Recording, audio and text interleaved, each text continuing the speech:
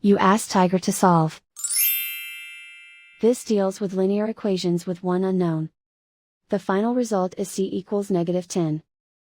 Let's solve it step by step. Group all c terms on the left side of the equation. Subtract 4c from both sides. Group like terms.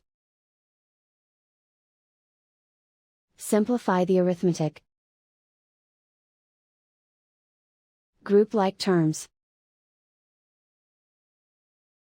Simplify the arithmetic.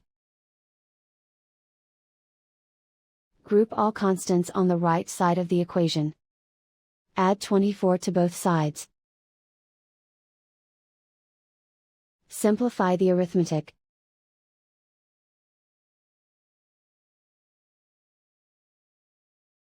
Isolate the c. Divide both sides by 12. Simplify the fraction.